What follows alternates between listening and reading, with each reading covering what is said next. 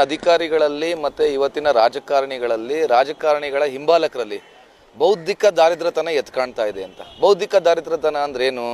ಸಾಂಸ್ಕೃತಿಕ ಶ್ರೀಮಂತಿಕೆ ಇಲ್ಲದೆ ಇರುವಂಥದ್ದು, ಇತಿಹಾಸವನ್ನು ಅರ್ಥಕೊಳ್ಳದೆ ಇರತಕ್ಕಂಥದ್ದು, ರಿಯಲ್ ಎಸ್ಟೇಟ್ ಮಾಫಿಯಾದಲ್ಲಿ ತೊಡಗಿರುವಂಥದ್ದು, ಟ್ರಾನ್ಸ್ಫರ್ ಕೇಸ್ಗಳಲ್ಲಿ ತೊಡಗಿರುವಂಥದ್ದು, ಇವ್ರ ಮನೆ ತಿಜೋರಿಯನ್ನು ತುಂಬಿಸ್ಕೊಳ್ತಕ್ಕಂಥದ್ದು, ಪ್ರಾಕೃತಿಕ ಸಂಪನ್ಮೂಲಗಳನ್ನ ಹಾಳು ಮಾಡುವಂಥದ್ದು, ಸ್ವಾಮಿ ನಿಷ್ಠೆಯನ್ನು ಕಾಯ್ಕೊಳ್ಳೋದಕ್ಕೆ ಬೀದಿಗೆ ಬರುವಂಥದ್ದು. ಇದು ಬೌದ್ಧಿಕ ದಿವಾಳಿತನ ಅಂತ ಹೇಳಿದ್ರೆ ತಪ್ಪಾಗ್ಲಾರ್ದು. ಇವತ್ತು ಅವ್ರೇನು ಆರೋಪಗಳನ್ನು ಮಾಡ್ತಾ ಇದ್ದಾರೆ. ಮಾನ್ಯ KPCC ವಕ್ತಾರರಾದಂಥ ಲಕ್ಷ್ಮಣ್ಣವರು ಯದುವೀರವರನ್ನು ರಾಜಮನೆತನದವರ ಅಲ್ವೇ ಅಲ್ಲ, ಅವರು ಒರಿಜಿನಲ್ ಅಲ್ಲ ಅಂತಾರೆ. ಯದುವೀರವರು ರಾಜಮನೆತನದ ಅನ್ನೋರಿಗೆ ಇಡೀ ಮೈಸೂರು ಜನತೆಗೆ ಗೊತ್ತು. ಪಾಪ ಅವ್ರಿಗೆ ಗೊತ್ತಿಲ್ಲ ಅಂತ ಹೇಳೋದಕ್ಕೆ ನಾನು ಬಯಸ್ತೀನಿ. ಜಯಚಾಮರಾಜ ಒಡೆಯರ ಅವರ ಮಗ ಯದುವೀರವರು ಅಂದರೆ ಅವರ ಜಯಚಾಮರಾಜವ್ರ ಮರಿ ಮೊಮ್ಮಗ ಆಗ್ತಾರೆ.